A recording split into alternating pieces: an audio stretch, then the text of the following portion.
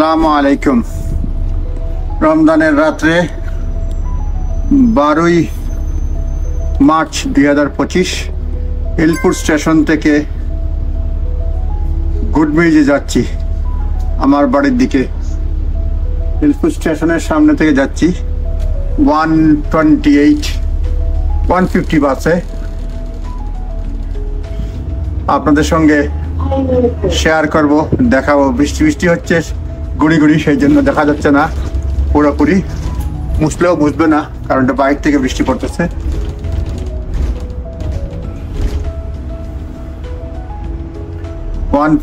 সামনে ডান দিকে যাচ্ছে ম্যানর পার্কের দিকে। এটা হচ্ছে জিম গ্রুপ। বাম দিকে এখানে জিম আছে, গ্লোবাল বাফেট আছে। ডান দিকে সেন্সবারি। এখানে বাস স্টপে থামলো, আমিও ওয়েস্টার কার্ডে উঠলাম। খুব কম চড়া হয়। আজ সকালে কোর্টে গেছিলাম, গাড়ি নেই নাই, সুতরাং বাসে অথবা ট্রেনে যেতে হবে, কিংবা ট্যাক্সিতে গেলেও 7 পাউন্ড লাগে। বাসে গেলে 150 হয়তো, ঠিক বলতে পারতেছি না। One way.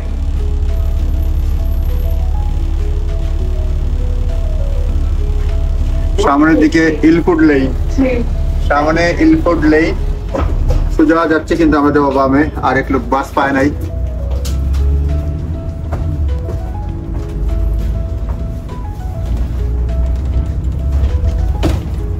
ডান দিকে ইলফুড লেইন, বাস যাচ্ছে। সামনে সিনে ওয়ার্ল্ড।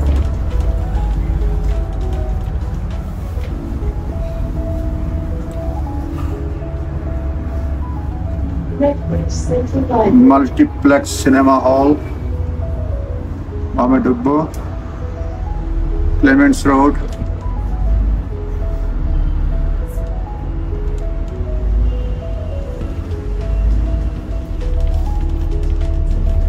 Kenneth More theatre.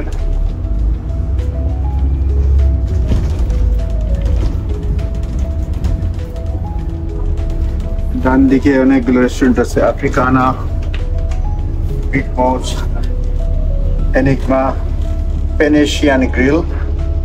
এটা আফ্রিকানা গ্রিল, খাবার টাবার। এরপরে Big Mouse diner and smoke house. Nawab restaurant রয়েছে এখানে, নবাব ভিতরে। এনিগমা, পেনেশিয়ান গ্রিল, একদিন আসতে হবে এখানে দেখার জন্য। তারপরে বাম দিকে মেট্রো মার্কেট, এর ভিতরে অনেকগুলো মার্কেট রয়েছে। মেট্রো মার্কেট সবসময় চলে। তারপরে ডান দিকে আবার দেখাচ্ছি আপনাদেরকে রয়্যাল নবাব। রয়্যাল নবাব এখানে পার হেড 30 পাউন্ডের মতো লাগে, যা ইচ্ছা খেতে পারবেন রয়্যাল নবাবে। এই হচ্ছে মেট্রো মার্কেট। পাওয়ার রয়েছে মেট্রো মার্কেট। এটা সামনে লাইব্রেরি, ডান দিকে তো লাইব্রেরি, বাম দিকে কেনেথ মোর থিয়েটার। এই দেখা যাচ্ছে ইংলিশে লেখা কেনেথ মোর থিয়েটার।